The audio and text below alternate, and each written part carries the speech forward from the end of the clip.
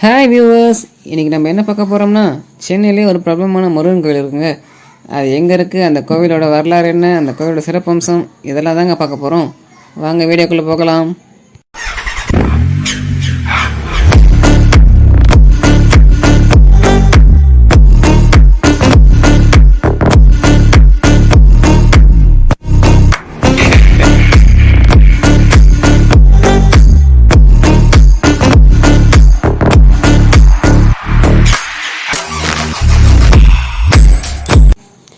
சென்னையில் உள்ள முக்கியமான திருக்கோயில்களில் ஒன்று நம்ம வடபள்ளி முருகன் கோயிலை சொல்லலாம்.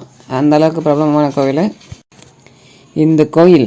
அன்னசாமி நாயக்கர் எனும் முருக பக்தர் அவரோட சொந்த வழிபாட்டுக்காக கட்டின கோயில்னு சொல்கிறாங்க.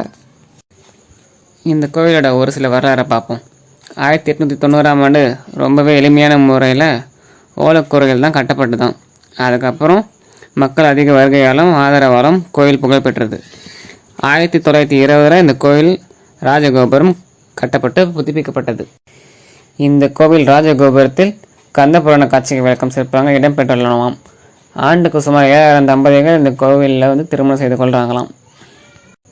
சரி, இவ்வளோ நேரம் இந்த கோவிலோட வரலாறு பார்த்தோம். இப்போ கோவிலோட சிறப்பு அம்சம் என்னென்னு பார்ப்போம். செவ்வாய் தோஷம் தீர்க்கும் செல்வ வளம் சேர்க்கும் வடபள்ளி ஆண்டவங்க இவர். பல முருகன் கோவில்களில் இல்லாத ஆஞ்சநேயர் சன்னதி இங்கு உண்டாம். தென்பழனி கோவிலுக்கு செய்வதாக வேண்டிக் கொண்ட காணிக்கைகளை இங்கு செலுத்துவதும் உண்டு.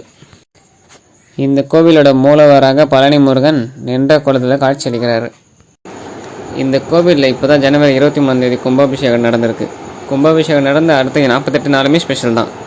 இந்த 48 நாளைக்குள்ளே இந்த கோவிலுக்கு போயிட்டு வந்தால் பல நன்மைகள் சேரும். நாங்கள் நேற்று தான் ஃபேமிலியோடு போயிட்டு வந்தோம். நீங்களும் உங்கள் ஃபேமிலியோடு போயிட்டு தரிசனம் பண்ணிட்டு வாங்க. கூட்டம் அதிகமாக இருக்கிறதால வீக்கெண்டில் போகிறத கொஞ்சம் அவாய்ட் பண்ணுங்கள். கண்டிப்பாக மாஸ்க் போட்டு போங்க. Be safe and take care. Okay friends, இந்த வீடியோ உங்களுக்கு பிடிச்சிருந்தா லைக் பண்ணுங்கள், கமெண்ட் பண்ணுங்கள், ஷேர் பண்ணுங்கள், சப்ஸ்கிரைப் பண்ணுங்கள். மறக்காமல் அந்த பெல் பட்டனை ஆல் செலக்ட் பண்ணுங்கள். அப்போ தான் நான் போடுற வீடியோ உங்களுக்கு நோட்டிஃபிகேஷனாக வரும். தேங்க்ஸ் ஃபார் வாட்சிங்.